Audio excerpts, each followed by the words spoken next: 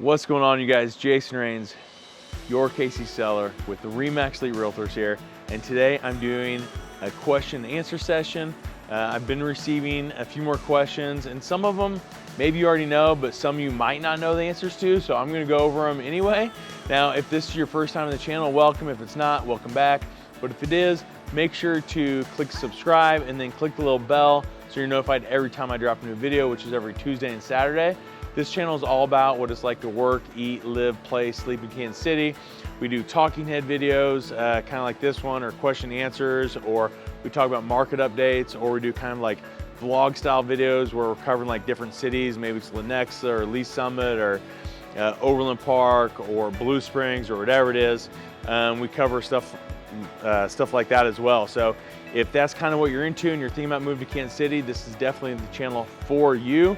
I am a licensed real estate agent in the state of Missouri and the state of Kansas, and I would love to help you when you move to this area. Or maybe you're already in there and you come across this channel and you're just looking to move across the city or to another suburb of Kansas City. I would love to help you out. So make sure to give me a call, shoot me a text, send me an email. All my contact information is on the screen. Just reach out and know I got your back when buying or selling here.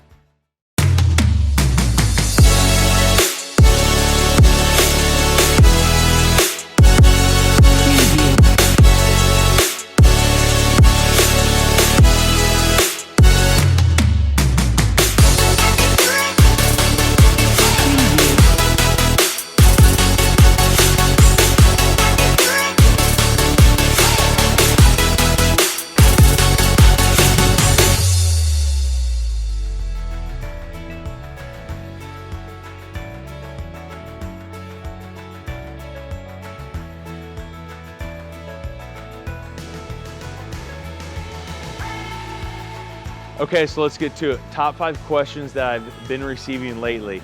Number 1, it might seem basic, but what is the first step in buying a home? Like, that's been the number 1 question I've got lately, okay? So been dealing with a lot of first-time home buyers, and you know, when it comes to that, they just don't really know anything about the entire process of buying a home. So the first step, this is kind of like an A/B answer in my opinion. The first step is to find a realtor that you mesh with, that you click with, that's gonna help you through the entire process, okay? Like me, right? But really, honestly, even if it's not me, find someone that you're gonna get along with and that you can trust throughout the process, okay? So I'd say that's part A to that. Part B is finding a local lender. I don't care if you bank at Commerce Bank, I don't care if you bank at Bank of America. I bank at Commerce Bank, right? I still probably would not use them for my mortgage, okay?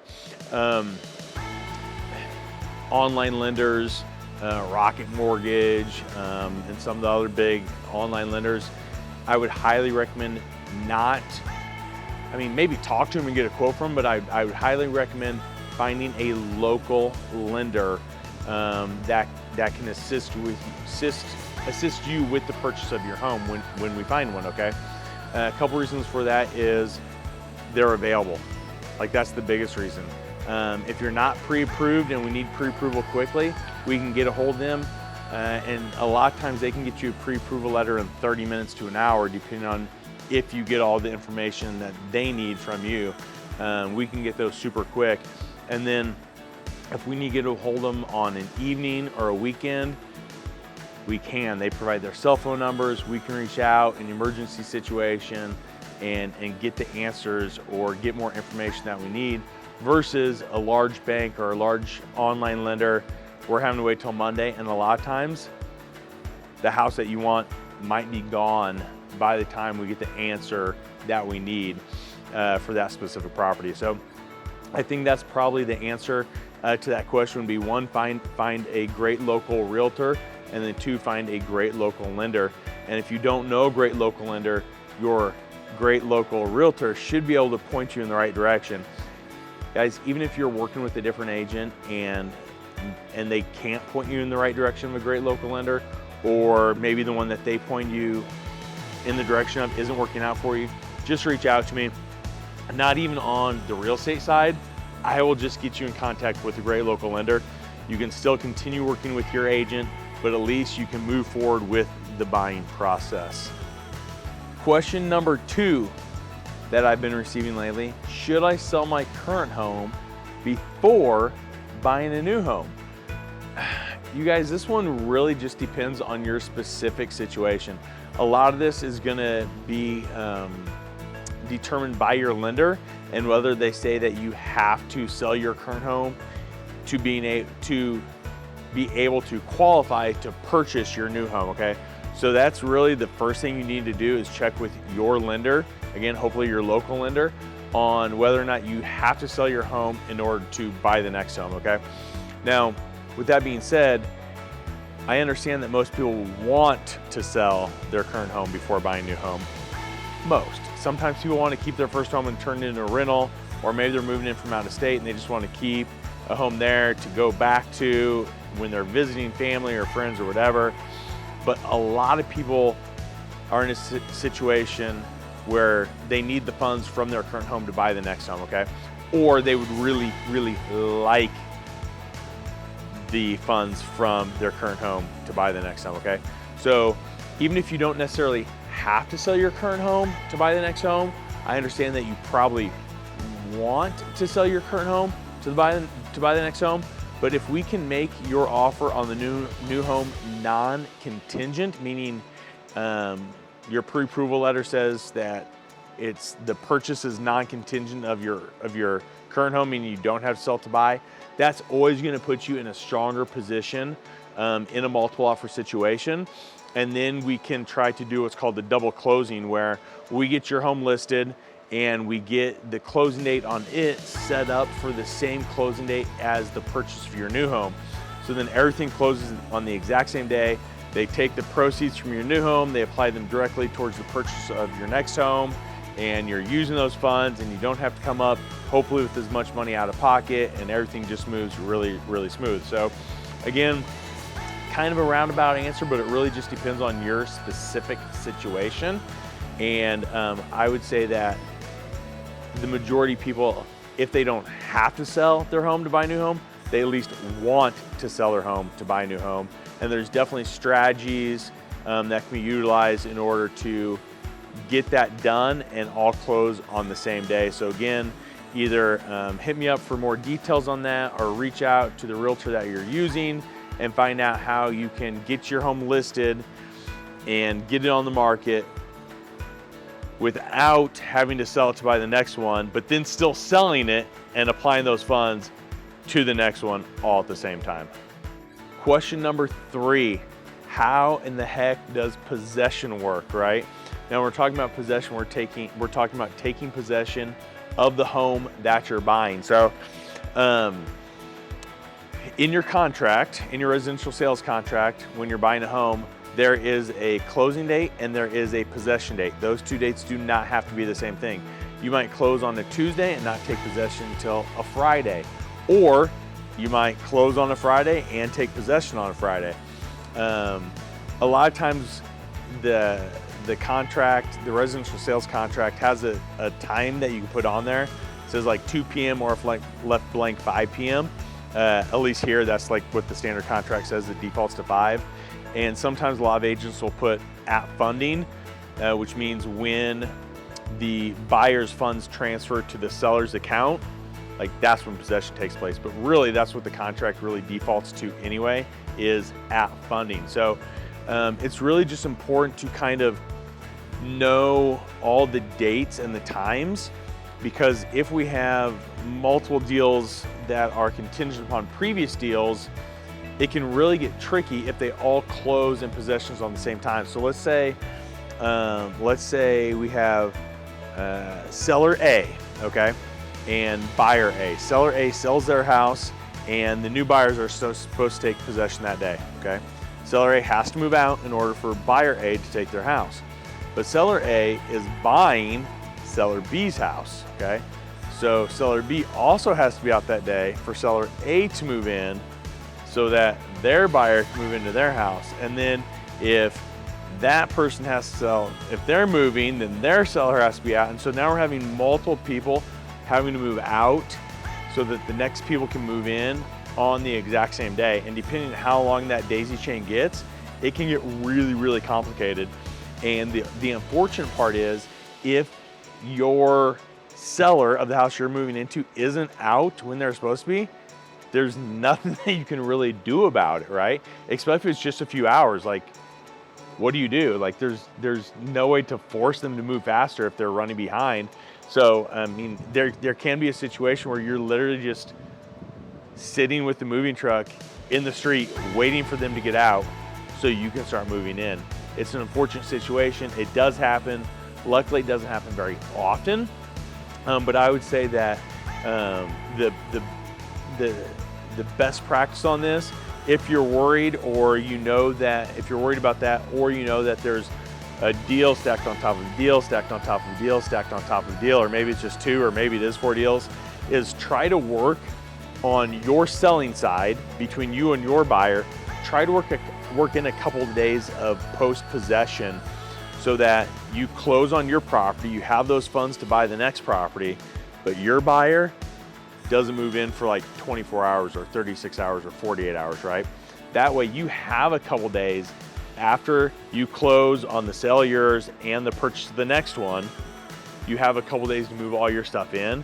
So if things are running late or behind, it's not that big of a deal. And it puts less pressure on you, right? It creates less pressure because you're not like having to pack everything up a couple days beforehand and then like trying to load the moving truck right away and get out of there and get to the next house and get moved in. Like, you're giving yourself a little time, okay? Now that kind of leads us also into what's called final walkthrough. I would say that's like part B of this question, like possession, closing, possession, final walkthrough, all kind of goes together. So final walkthrough is your chance to walk through the property one last time before closing to make sure that the home is in the same condition it was the last time you were in the home, which was probably when the inspection happened, right? So you went and viewed it once, maybe twice, you put in your offer. The next week, 5 to 10 days probably, you did an inspection, and then you haven't seen the house since the inspection, and that might have been 30 days ago, maybe less, but it could also be 45 days since you did your inspection, or maybe even longer depending on the situation. So it's your chance to walk through the property one more time just to make sure it's in the same condition. Now, with that being said, it is nice to have all of the seller's property out of the home so you can make sure they didn't damage it when they're moving out. But technically, per the contract, it is not your home yet. So just understand that while you may want them to have all their stuff out, they're under no legal or contractual obligation to have all their stuff out. It is still their home until the possession date that's listed on the contract. So they could have all of it until, let's say you're scheduled to close at 10 and possessions at 5, technically possessions at funding, which if you close at 10 is probably gonna be at noon or 1, 2 o'clock. It kind of depends on when the other side is closing as well. Excuse me. Kind of depends on when the other side is closing as well. But they have up until the time of possession to get all of their stuff out. So just understand that, be cognizant, be aware that when you're doing your final walkthrough, all their stuff may not be out of the property yet. Question number 4 that I've been getting a lot lately, and this kind of stacks on question 3 a little bit, is how does closing work when multiple people, multiple buyers and sellers are all closing at the same day? Like, you have to sell yours to buy the next one, and they need those funds to close on their purchase, and they need those funds to close on your purchase, and maybe the people buying your house are also selling their house, and they need those funds to buy your home. Like, it can get really, really, really complicated, okay? First, I would say try to not get in a situation where it's like 3, 4, 5, 6 contingencies stacked on top of one another, because really it just takes one hiccup in that entire chain to throw everything off. Now, if there is a hiccup, hopefully it's on the transactions after you, so that you've still been able to sell your home and buy the next home, versus it's a hiccup on the front end of your deal where maybe you had 2 contingencies before you and one of those got held up, and now all of a sudden your buyer can't close on your home because they the buyers of their house couldn't close, and it just messed, and now the whole entire chain is messed up, right? So I would say just be cognizant of how many contingencies on top of contingencies there are. The realtor that you're using does have the right to ask for every contingent offer that is lined up before your property. So not only do they have the right to ask for the contingent offer on the property that needs to be sold by yours, but if that one is also under contingent contract, they have a right to get access or have a copy of that contingency, and the one before that, and the one before that. So just keep that in mind.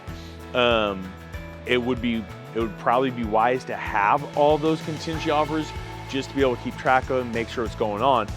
But with that being said, once we're at closing day and everything's gonna close, that's kind of a non-issue at this point.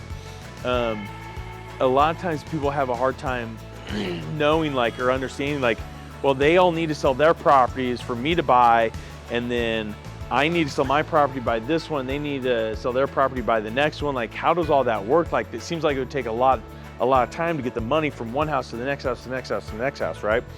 And really the easy answer on this is it doesn't. It's not hard, it doesn't take very much time. Now, all documents have to be signed before we're just gonna focus on your property here, okay? All the documents before the property that you are selling / buying have to be signed by both sides when it gets to you. You sign your paperwork, the seller signs your paperwork, okay? Or their paperwork, their half the paperwork. Once all those documents are signed, right? Maybe you're not closing until 9 o'clock in the morning, or maybe you're closing as early as 8 o'clock in the morning, excuse me, and the deal before you doesn't close till 9 o'clock in the morning, so they're actually signing their paperwork after you. Once all of that is signed, once you're signed, once the house you're buying, those sellers have signed, once all that's happened, all the money transfers, all the wire transfers start hitting simultaneously. Literally, funds go from one account straight to the next account, straight to the next account. That's why you're paying the title companies to handle this, okay? So all that stuff happens within literally an hour of each other, 2 hours of each other, and all of it's done, and funding has happened, and you can take possession, and it's really not that big of a deal, okay? So, but to somebody who isn't in this business and doesn't deal with this regularly, it can seem confusing on how does it happen that fast, right? Wire transfers literally happen in seconds, you guys. So it's literally just, you sign your papers, everyone else signs their papers, and the wires just start hitting. Funds are transferred from one bank directly in the next bank. All the wire transfers, instructions have been sent to the banks. They know exactly what to do, and it just happens seamlessly, and that's it. So it's really not that big of a deal. So when I say that we're gonna set up a simultaneous close where you close on the sale of your property and the purchase of your property at the same time, what I mean is you're just signing the documents to sell your property and then signing the documents to buy the next property. Possession doesn't happen until funding, so it can be a couple hours depending on kind of the timeline of everyone else's closing.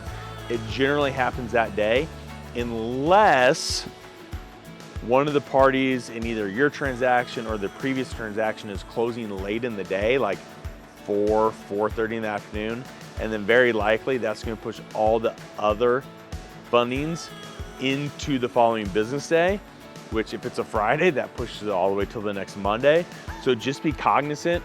I don't generally like Friday closings. I definitely don't like Friday closings at the end of the month, just because things can happen, and I want to make sure funding happens that same day. So I always recommend my buyers and sellers signing paperwork as early in the day as possible, just to make sure that there's no hiccups on our side of the transaction.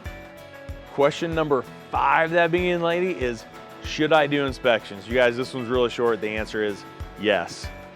And the answer is always yes. Now, caveat to that, or caveat, however you want to say it, tomato, tomato, whatever, is if you signed a in its present condition number 3, in which you have waived rights to inspections. Again, that's between you and the agent you use. I never recommend doing that one specifically.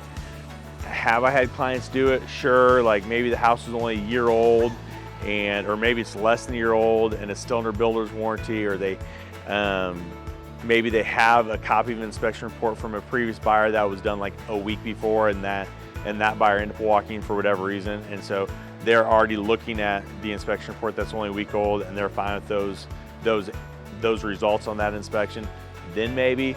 Other than that, I think that every buyer has the right to know what's going on with their property prior to purchasing and closing on that property. So I always suggest getting a home inspection. So the answer to this question is yes.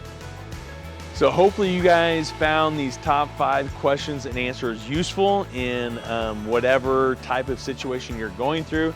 If you have a question that I haven't answered either today or in a previous question and answer session, please throw it down in the comments or shoot me a PM or a DM or whatever. Send me a text, send me an email. Again, all my contact information is here. Shoot me your question so I can either reach out to you and answer it directly, or maybe even include it in a future Q&A session. So again, I am a licensed realtor in the state of Kansas and Missouri with Remexley Realtors, and I would love to help you find your next home. So until the next video, have a great day.